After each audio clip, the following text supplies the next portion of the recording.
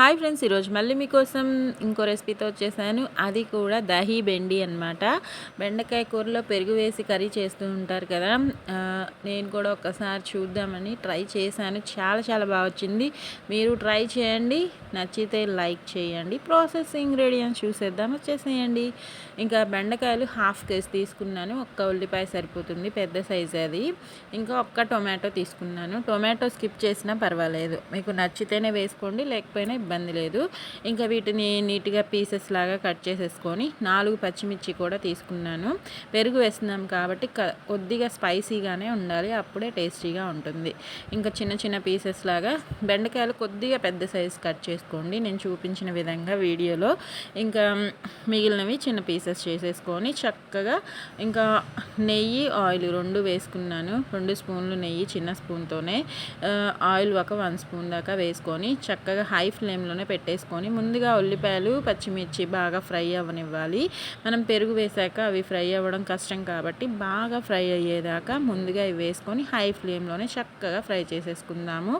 ఇంకా దాంట్లోనే 2 రెమ్మలంత కరివేపాకు, ఒక 1 స్పూన్ అంత జీలకర్ర కూడా వేసుకుంటున్నాను.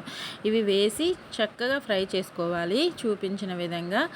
వీడియోలో మీకు క్లియర్గా క్లారిటీగా చెప్తున్నాను. ఎప్పుడు ఒకేలాంటి కర్రీస్, పులుసు కర్రీ కానీ లేకపోతే నార్మల్ కర్రీస్, ఫ్రైస్ తినే ఉంటాం కాబట్టి ఇలాంటి డిఫరెంట్ కర్రీస్ కూడా ఇంట్లో వాళ్ళకి చేసి పెడుతూ మనం కూడా తింటూ ఎంజాయ్ చేస్తూ ఉంటే అది బాగుంటుంది కదా. ఎప్పుడు ఒకేలా తిన్న ఫీలింగ్ ఉండదన్నమాట.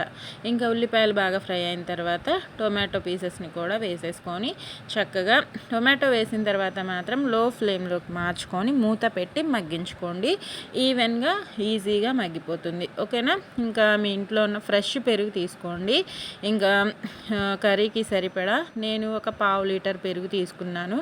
మా ఇంట్లో వాళ్ళకి సరిపోతుంది. హాఫ్ కేజీకి 1/2 కేజీ, అదే 1/2 లీటర్ అంత పెరుగు తీసుకున్నాను. తగినంత ఉప్పు అంటే 1 స్పూన్ అంత సాల్ట్ వేసుకున్నాను. కారం కూడా నార్మల్గా 1 స్పూన్ వేసుకున్నాను. పెరుగు కాబట్టి చెప్పాను కదా స్పైసీగా ఉండాలి కొద్దిగా.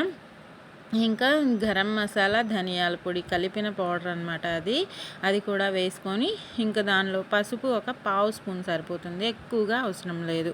ఇదంతా కలిసేలాగా విస్కర్ తోటి విస్క్ చేసుకుందాము. మీ దగ్గర కవ్వం ఉన్నా పర్వాలేదు, కవ్వంతో అయినా లేకపోతే విస్కర్తో అయినా చక్కగా విస్క్ చేసేసుకుంటే మనకి అదంతా మిక్స్ అయిపోయి చక్కగా రెడీ అవుతుంది. ఇంకా ఫ్రెష్ పెరుగు తీసుకోండి, లేకపోతే పుల్లగా అయిపోయే ఛాన్స్ ఉంటుంది కర్రీ, ఓకేనా. ఇంకా అది అలా విస్క్ చేసేసుకొని పక్కన పెట్టుకొని, ఈలోపు మన టొమాటో అనేది మగ్గిపోయి ఉంటుంది. లో ఫ్లేమ్లో పెట్టుకున్నాం కదా, చూస్తున్నారు కదా చక్కగా మగ్గింది. ఈ టైంలో బెండకాయ పీసెస్ వేసుకోవాలి. కట్ చేసి పెట్టుకున్న బెండకాయ పీసెస్ మనం వేసే ఈ పీసెస్ అన్నీ ఫ్రెష్గా ఉంటే టేస్ట్ కూడా సూపర్గా ఉంటుంది, ఓకేనా. చక్కగా మిక్స్ చేసేసుకొని లో ఫ్లేమ్లో మూత పెట్టి మగ్గించుకోండి బెండకాయని. అప్పుడు లేతగానే ఉంది కాబట్టి ఈజీగానే మగ్గిపోతుంది, ఇబ్బంది ఏం లేదు. ఇవి ఒక 15 మినిట్స్ మగ్గించుకోండి. దీంట్లో నేను ఒక 1/2 స్పూన్ అంత సాల్ట్ వేసుకున్నాను, 1/2 స్పూన్ అంత పసుపు వేసుకున్నాం. పెరుగులో వేసింది దీంట్లోకి సరిపోదు, అందుకనే ముక్కకి పెట్టాలి కాబట్టి ఇప్పుడు కూడా వేసుకున్నాను. ఉప్పు పసుపు అనేది వేసుకొని చక్కగా మిక్స్ చేసి లో ఫ్లేమ్లోకి మార్చుకొని మూత పెట్టి మగ్గించుకోండి. ఇదిగోండి 15 మినిట్స్కి ఇలా ఉంది టెక్స్చర్ అయితే. ఇప్పుడు చక్కగా మిక్స్ చేసేసుకొని మనం కలిపెట్టుకున్న పెరుగు ఉంది కదా, ఆ పెరుగు మిశ్రమాన్ని వేసేసుకుందాము. ఇది ఒక్కసారి ముందు మిక్స్ చేసుకోవాలి, ఇంకా వాటర్ ఏం వేయలేదు నేను. ఇదిగోండి పెరుగు కూడా వేసేసుకొని చక్కగా మిక్స్ చేసుకొని ఒక హాఫ్ టీ గ్లాస్ దాకా వాటర్ వేసుకోండి. అడుగు పట్టే ఛాన్స్ ఉంటుంది కాబట్టి హాఫ్ టీ గ్లాస్ వాటర్ కూడా ఆ గిన్నె కడిగి వాటర్ వేసేసుకోండి. వేసుకొని చక్కగా మిక్స్ చేసుకొని మీడియం టు లో ఫ్లేమ్లోకి మార్చుకుంటూ కుక్ చేసుకోండి మూత పెట్టేసి. అప్పుడు మనకి ఆయిల్ అనేది పైకి తేలుతుంది. చెప్పాను కదా హాఫ్ టీ గ్లాస్ వాటర్ వేసుకోమని చెప్పి, వేసేసుకొని చక్కగా మిక్స్ చేసేసుకొని మూత పెట్టి లో ఫ్లేమ్లో ఆయిల్ పైకి తేలేంతసేపు మధ్య మధ్యలో చెక్ చేసుకుంటూ కుక్ చేసుకోండి. ఇదిగోండి ఆయిల్ చక్కగా పైకి తేలింది కదా, మీకు కనిపిస్తుంది కదా. ఈ టైంలో మన లాస్ట్ ఇంగ్రీడియంట్స్ అందరికీ తెలిసిందే కదా, కొత్తిమీరని వాష్ చేసేసుకొని సన్నగా కట్ చేసుకొని వేసేసుకుంటే చక్కగా రెడీ అయిపోతుంది. 2 minutes ఉంచుకొని కర్రీ స్టవ్ ఆఫ్ చేసేసుకొని వేడి వేడిగా సర్వ్ చేయండి. లొట్టలు వేసుకుంటూ తింటారు ఇష్టం లేని వాళ్ళు కూడా. ఓకేనా, నచ్చితే లైక్ చేయండి.